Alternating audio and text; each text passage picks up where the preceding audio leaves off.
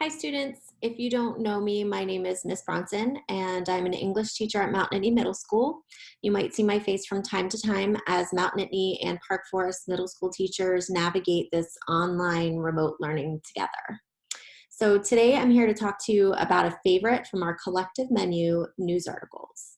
So as Mr. Simino said, let's dig in. I'm going to start by sharing my screen. So life can be full of uncertainty and questions, especially in times like this. Luckily, we can unravel our tangled web of wonderings with just a quick press of a button or the turn of a page. We look to news articles in magazines, newspapers, and journals to answer our questions, gain knowledge, and sometimes apply that knowledge to our lives. So what is a news article? News articles discuss current or recent news of either general interest, like in daily newspapers, or of a specific topic, like political or trade news magazines, club newsletters, or technology news websites. Today, we're going to look at three specific types of articles: current events, sports articles, and editorials. Current events cover important events happening around us. They answer the questions who, what, when, where, and how. They can be about politics, government, entertainment, news around the world. These are informational articles. They are largely objective, meaning they have little to no bias. So let's take a look at one called Teen Vaping Declared an Epidemic. As a general rule, doctors say it's not safe to casually inhale any type of smoke or chemical vapor. In addition to its addictiveness, nicotine can have damaging developmental effects on the human brain for people younger than 25, according to health experts. The Center for Disease Control estimates 1 in 5 high school students use the products. That's more than 3 million current e-cigarette users in the nation's high schools, up from 220,000 students in 2011, according to the CDC. The U.S. Food and Drug Administration has imposed fines on e-cigarette retailers for unlawfully selling e-cigarette products to minors. As you can see, these articles are centered mostly on facts and often include statistics and/or quotes from experts. As writers, we can speak to issues that are deeply meaningful to us whenever we write a current event. Another objective type of article is a sports article, and I know many of you are interested in sports.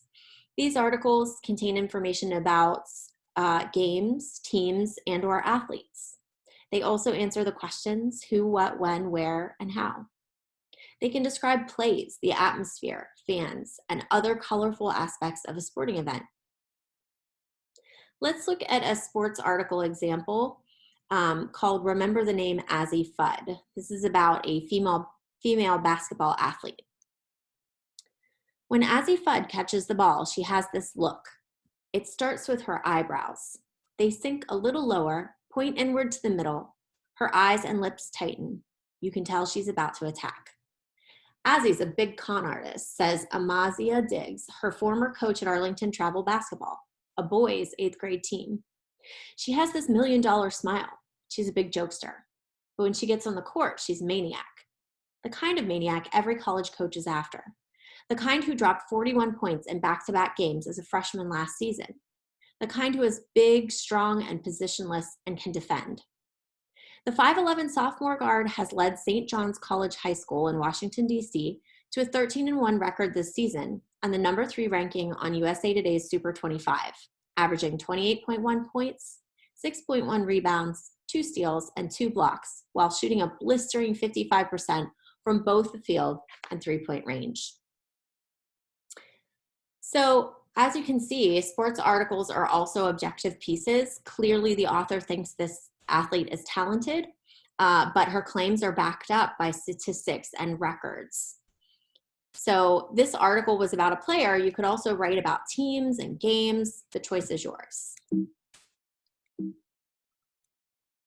Our last type of article we're going to review is an editorial. These are opinion pieces on a topical issue, written by or on behalf of an editor, and can be biased, but require the use of evidence and reasoning to support claims. Let's take a look at an excerpt from Smartphones Aren't a Smart Choice in Middle School. A 2016 study published by the Pediatrics Journal found that the increasing rates of depression in adolescents, especially in girls, correlated with the use of mobile phones and texting apps. Meanwhile, youth who spent more time on social media, often accessed through smartphones, have a greater likelihood of being unhappy. Importantly, it's been found that face-to-face time with friends strongly correlates with less depressive feelings. Creating environments where kids disconnect from their devices and interact in person would be a smart public health move. So as you can see, this author does use facts to back her claims, but she also uses some biased language, right? Like less depressive feelings, like it would be a smart public health move. So it's much like argument in the way that we're trying to convince our audience of something.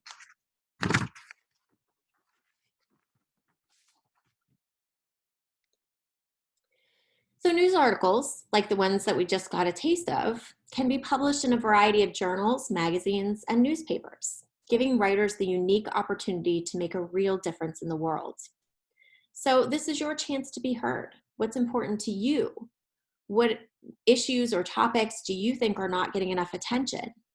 What or who do you want to write about? Who do you want to highlight? So now that you've gotten a taste for it, would you like to dig into writing a news article?